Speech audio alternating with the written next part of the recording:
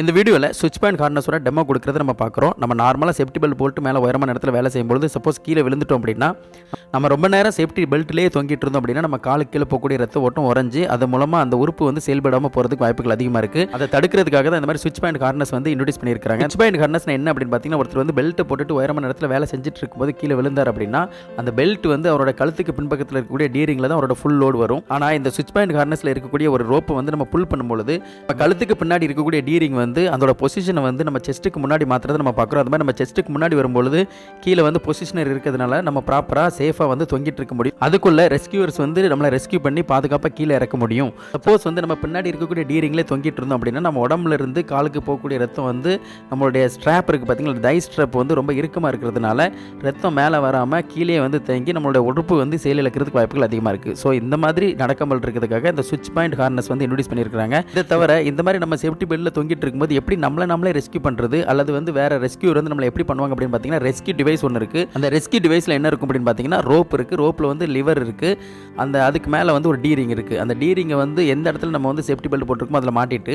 அந்த ரெஸ்கியூ டிவைஸில் இருக்கக்கூடிய லிவரை நம்ம வந்து ஸ்லோலி புல் பண்ணோம் அப்படின்னா மெதுவாக நம்ம மேலேருந்து கீழே இறங்க முடியும். அதை தான் இந்த வீடியோவில் நமக்கு டெமோவாக காமிக்கிறாங்க.